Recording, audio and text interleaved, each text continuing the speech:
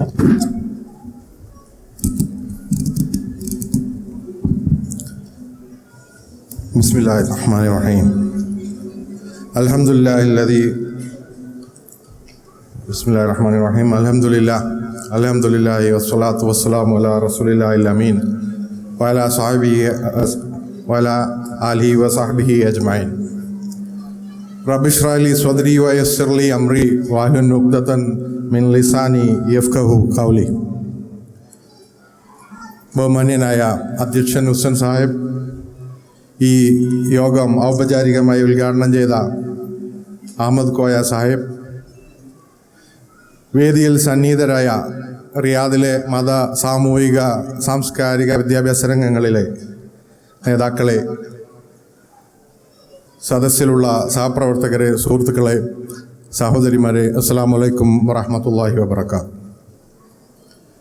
Riyadh Indian ഇസ്ലാഹി centre കഴിഞ്ഞ 2 പതിറ്റാണ്ടുകളോളമായി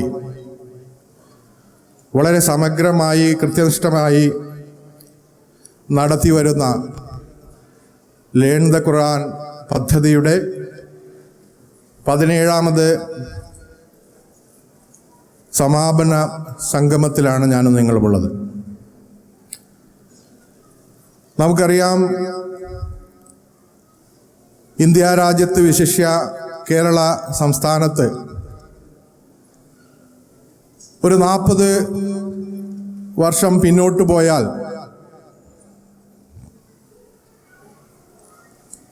മുസ്ലിം ജനവിഭാഗങ്ങൾ എത്രത്തോളം അന്ധകാരത്തിലും അന്ധവിശ്വാസത്തിലുമായിരുന്നു ആ കാലഘട്ടത്തിലെ നമ്മുടെ പൂർവികർ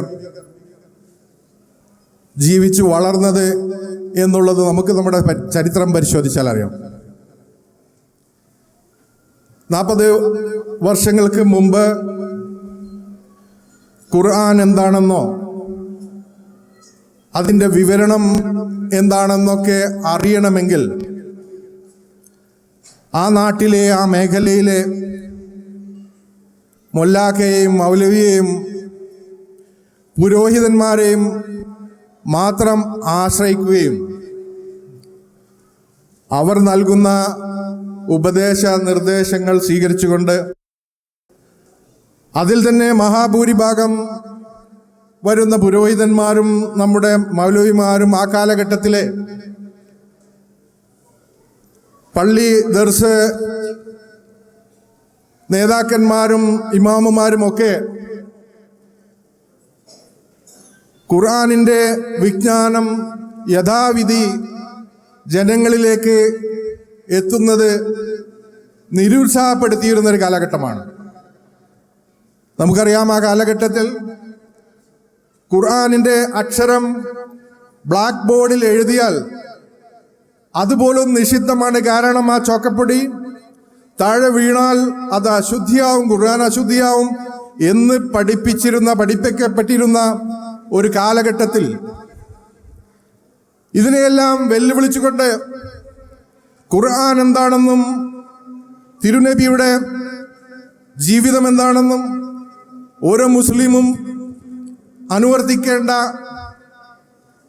ജീവിത വ്യവസ്ഥ എന്താണെന്നും വളരെ കൃത്യമായി വിശദീകരിക്കുകയും അല്ലാഹു അല്ലാത്ത യാതൊന്നിനെയും ആരാധിക്കരുതെന്നും നമ്മുടെ വിശ്വാസത്തിൽ കലർപ്പ് സംഭവിച്ചാൽ നാം എത്ര വക്ത് നമസ്കരിച്ചാലും, എത്ര തന്നെ സക്കാത്ത് കൊടുത്താലും, എത്ര തന്നെ സദക്ക ചെയ്തുവാലും, എത്ര തന്നെ നന്മകൾ നാം പ്രവർത്തിച്ചാലും അനുവർത്തിച്ചാലുമെല്ലാം അതെല്ലാം അള്ളാഹുവിൽ പങ്കുചേർക്കുകയോ അതിൻ്റെ ഒരു ശിർക്കിൻ്റെ സ്പർശം നമ്മുടെ ജീവിതത്തിലോ ചിന്തയിലോ വന്നു പോയാൽ ഇതെല്ലാം വൃഥാവിലാകുമെന്ന് കേരള ജനതയെ പഠിപ്പിച്ച് അവരെ സംസ്കരിച്ച് അങ്ങനെ കേരളത്തിൽ വളരെ വലിയൊരു മുന്നേറ്റം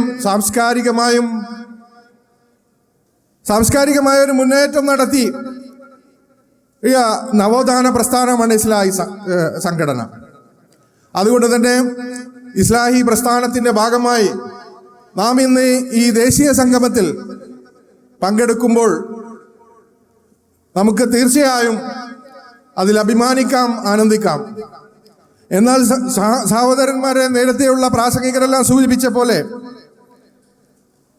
തൗഹീദ് ഇത്രയും വ്യക്തമായി നമ്മുടെ ജനവിഭാഗങ്ങളിലേക്ക് പറഞ്ഞുകൊടുത്തവരെ പഠിപ്പിച്ചെങ്കിലും വീണ്ടും വീണ്ടും നമ്മൾ നമ്മുടെ പ്രത്യേകിച്ച് കേരളക്കലയിൽ അനുദിനം കേട്ടുകൊണ്ടിരിക്കുന്ന, അറിഞ്ഞുകൊണ്ടിരിക്കുന്ന, കണ്ടുകൊണ്ടിരിക്കുന്ന വാർത്തകൾ നമ്മളെ വീണ്ടും വീണ്ടും അത്ഭുതപ്പെടുത്തുകയാണ്. ഓരോരുത്തരുടെയും ജീവിതത്തിൽ വന്നുപെടുന്ന ചെറിയ ചെറിയ പ്രശ്നങ്ങൾക്ക് അള്ളാഹുവിൻ്റെ തൗഹീദാണത്, അള്ളാഹുവിൻ്റെ പരീക്ഷണമാണത്. അത് നാം അള്ളാഹുവിൽ ബലമർപ്പിച്ച് അതിനെ നേരിടുന്നതിനും അള്ളാഹുവിനോട് പ്രാർത്ഥിക്കുന്നതിനും പകരം ഒറ്റമൂലി തെരഞ്ഞു നടക്കുകയാണ് നമ്മുടെ വിശ്വാസി സമൂഹം. അതുകൊണ്ട് തന്നെ ഈ തൗഹീദ് പ്രസ്ഥാനത്തിൻ്റെ, ഇസ്ലാഹി പ്രസ്ഥാനത്തിൻ്റെ പ്രസക്തി നാൾക്കുനാൾ വർദ്ധിച്ചു വരുന്നു എന്നുകൂടെ നാം കാണേണ്ടതുണ്ട്. അതുകൊണ്ട് തന്നെയാണ് നദ്വത്തുൽ മുജാഹിദീൻ റിയാദ് ഇന്ത്യൻ ഇസ്ലാഹി സെന്റർ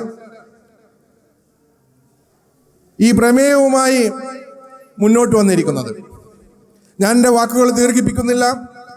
ഇസ്ലാഹി സെന്ററിൻ്റെ വരും നാളുകളിലുള്ള പ്രവർത്തനങ്ങൾ കൂടുതൽ ഓജസ്സോടെ തേജസ്സുറ്റ പ്രവർത്തനങ്ങളുമായി ഇസ്ലാഹി സെന്ററിൻ്റെ പ്രവർത്തകർക്കും സംഘടനയ്ക്കും മുന്നോട്ട് പോകാൻ സാധിക്കുമാറാകട്ടെ എന്ന് പ്രാർത്ഥിക്കുകയും റിയാദ് MES പ്രസിഡന്റ് എന്ന നിലയിലും എൻ്റെ സ്വന്തം പേരിലും ഈ സംഘടനയ്ക്ക് എല്ലാവിധ ആശംസകളും അനുമോദനങ്ങളും അർപ്പിച്ചുകൊണ്ട് ഞാൻ എൻ്റെ വാക്കുകൾ ചുരുക്കുന്നു. വാഹിർ ദഅവാന അനിൽ ഹംദുലില്ലാഹി റബ്ബിൽ ആലമീൻ. അസ്സലാമു അലൈക്കും വറഹ്മത്തുള്ളാഹി വബറകാതുഹു.